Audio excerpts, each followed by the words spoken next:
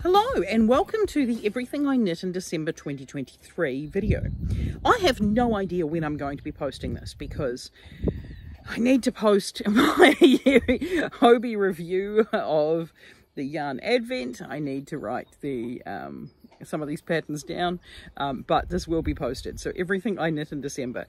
And the best part of Everything I Knit in December is that most of it has been given away, and that's what we do this for, I'm sure, particularly in the festive season.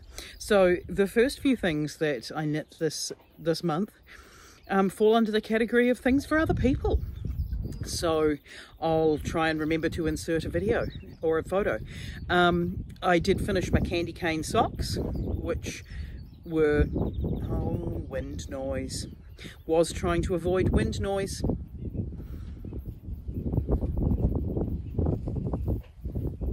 I think I'm going to be failing at avoiding wind noise, but we'll see how we go.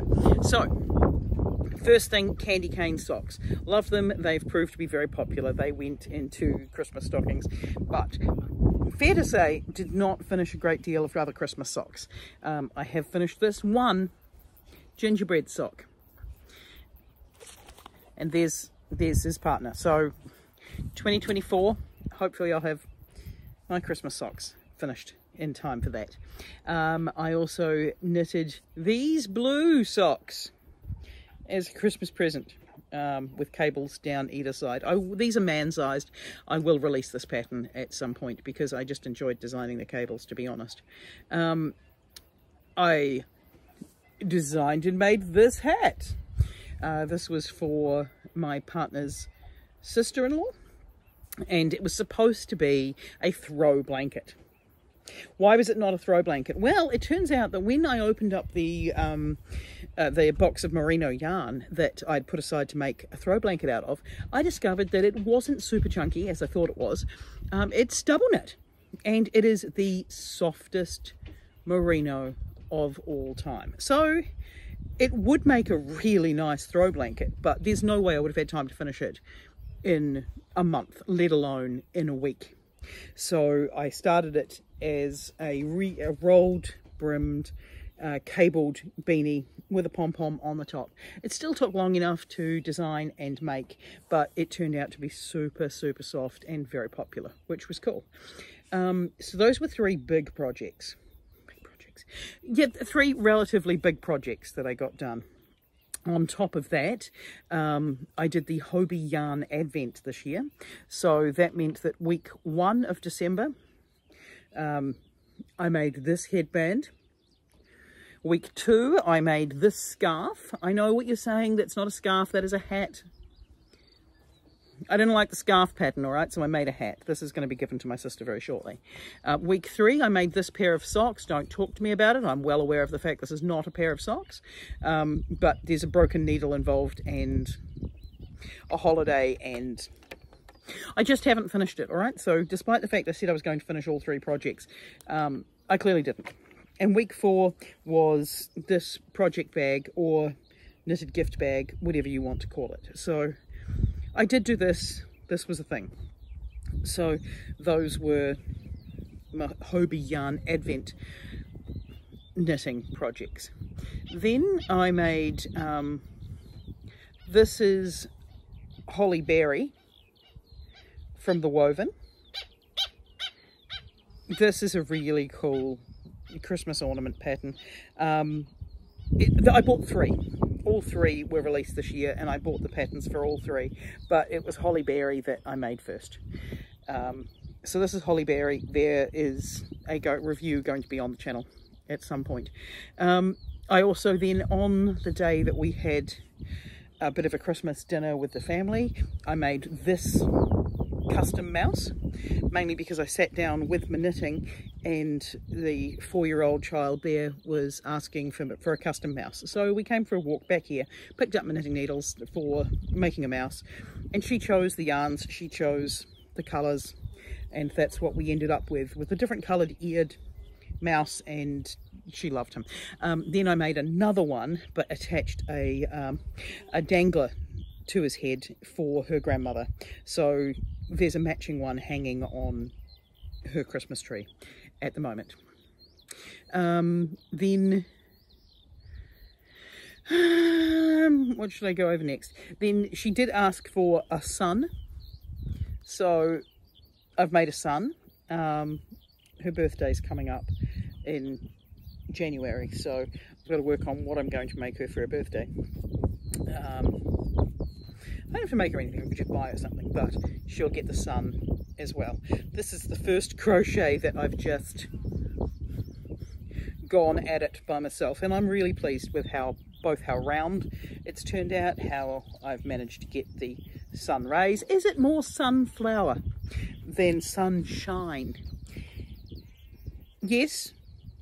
Don't talk to me about it. I could still make a whole stack of these on sticks as sunflowers in the correct colours, and that would be very, very cute. The other thing that I finished this month in knitting is this grape mouse. Originally I was going to make a raspberry mouse, but I didn't. It turned out to be purple yarn that I wound up rather than raspberry coloured yarn, and it's definitely more grapes than raspberry. So the mouse patterns are coming along, the mouse patterns that nobody asked for but everybody's getting. So there's that. What else did I do this month? Because already it's feeling like that's quite a lot, and a lot more than I thought it was going to be, because this month has been really busy. I did the 7 days of crochet with complicated knots, and this is what I completed.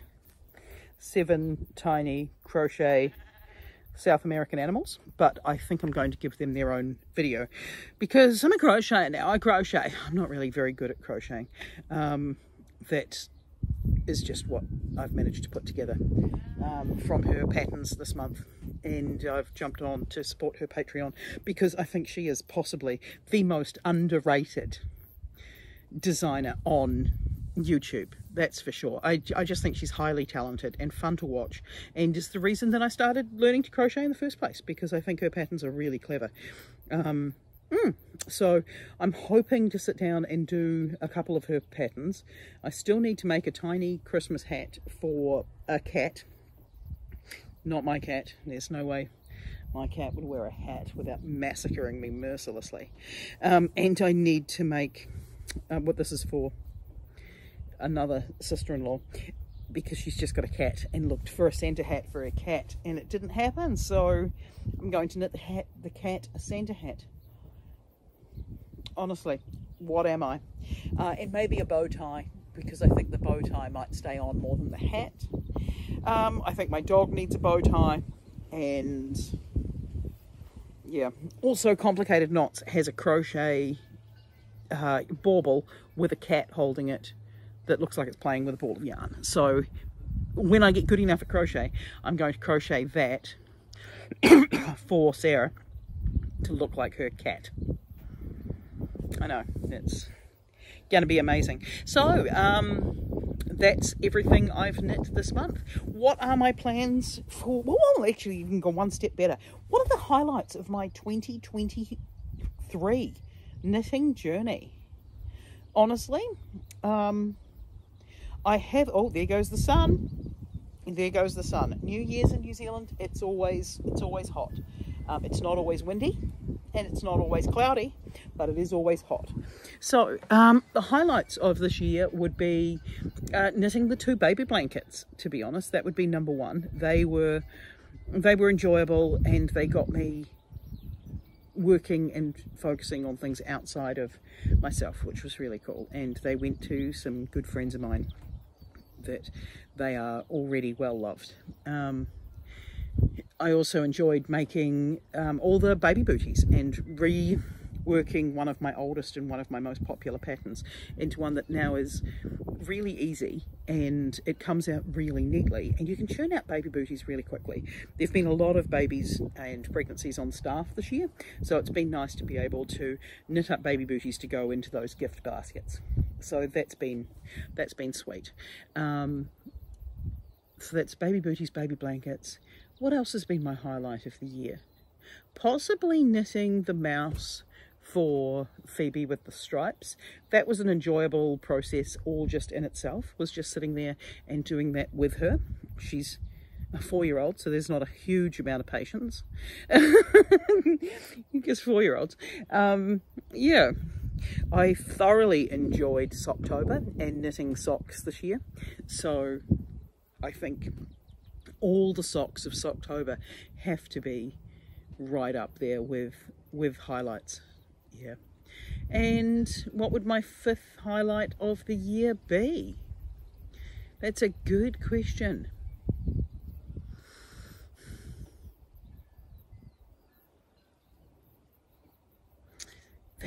That's a hard question. So number 1, baby blankets. Number 2, baby booties. Number 3, I can't even remember what I've just said. I blame the heat. That's what I do. I blame the heat. I